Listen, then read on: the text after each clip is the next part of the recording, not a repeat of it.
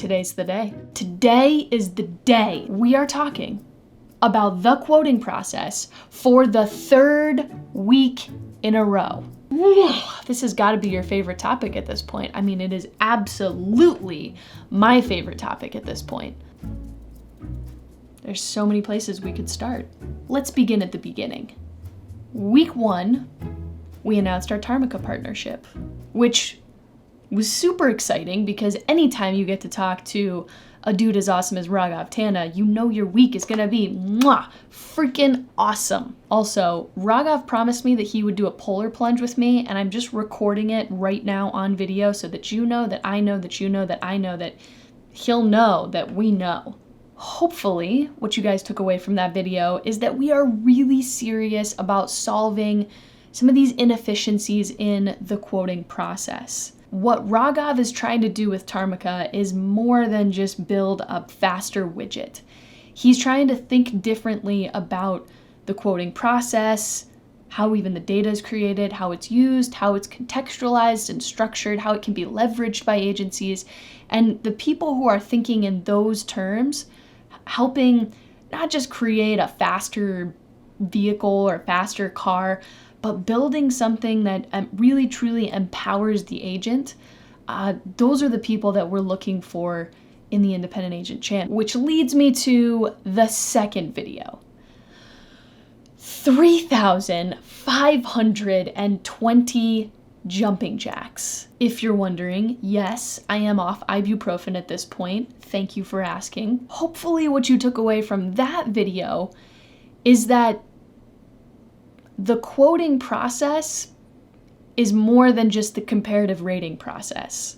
What was so interesting to me was the few people who responded to the video and said something along the lines of, it's really sad, or I can't believe that, agents in 2020 still don't use comparative raters. Because that's what we've been trained to believe, is that the quoting process is the comparative rating process, and if you get a comparative rater, you're going to be faster than everybody else. You're going to be as fast as Amazon. You're going to beat 2-day shipping. But if you go back and watch that video, or just read the breakdown in the YouTube comment thread, what you'll find is that inefficiencies exist outside of the comparative rating process. So the question we should be asking ourselves is, how long does it take from the time the phone rings to the time that now customer gets a policy in their hands? What is the length of time of that process?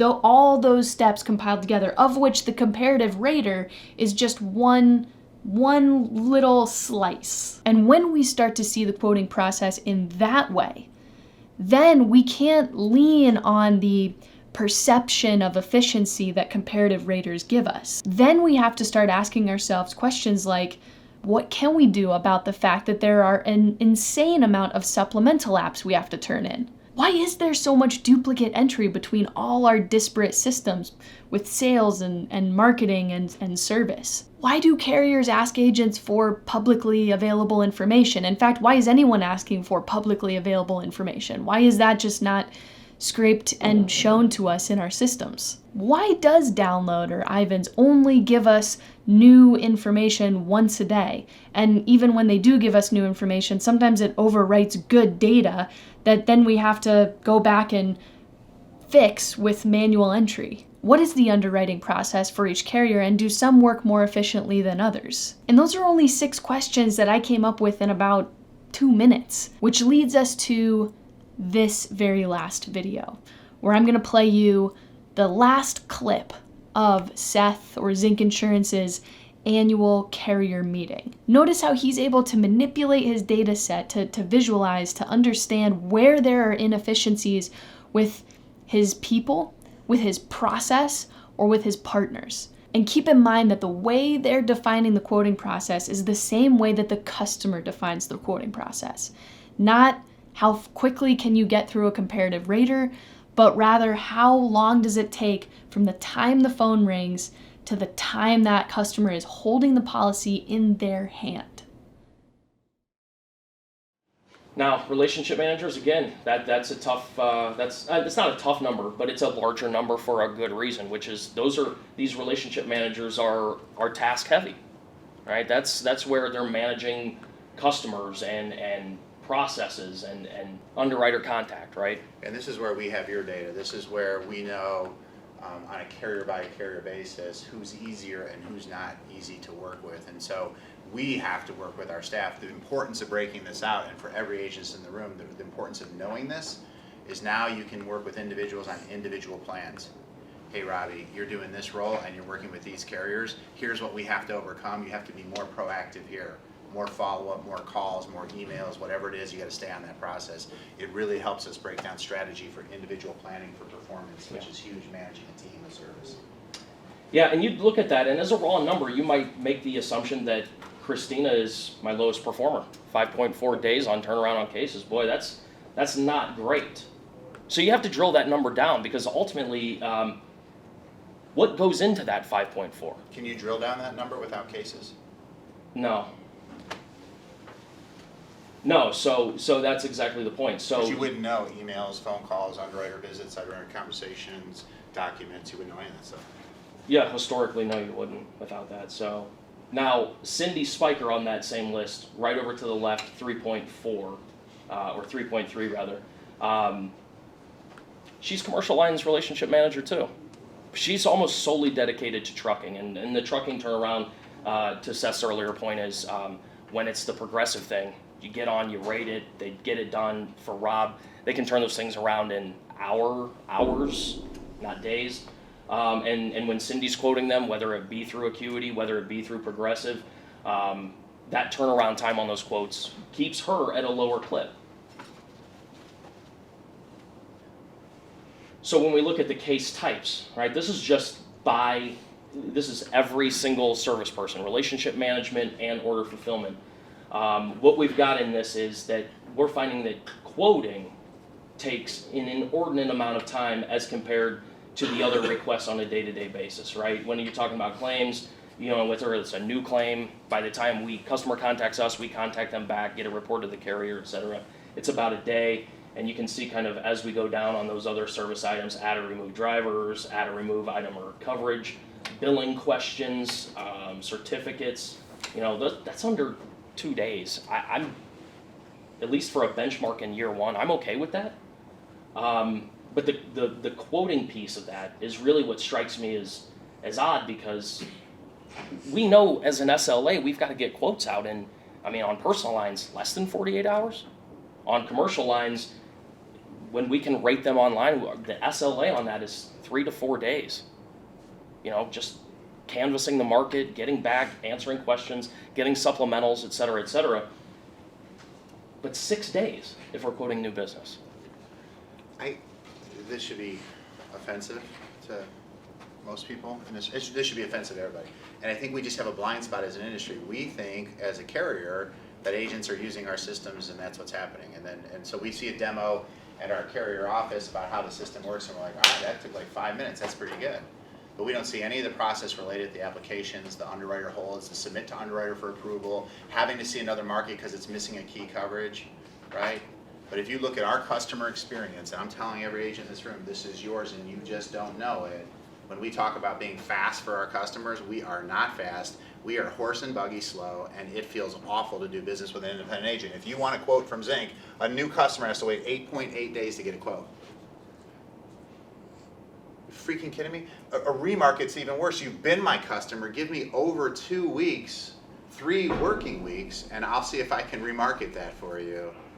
That's just insane. And I think what's so funny about, renewal. Yeah, so commercial lines, you've got renewal up there at 25 days. So from the time the case is created, guys. So when that case is created on a renewal piece of business, we need updated drivers, we need updated, et cetera, right? So between that whole process there is the 25-day process. But so Chris's job now, and every operations person in these agencies' job, is to go after this stuff. Let's take 3.4 to 3, right? Let's start moving those things.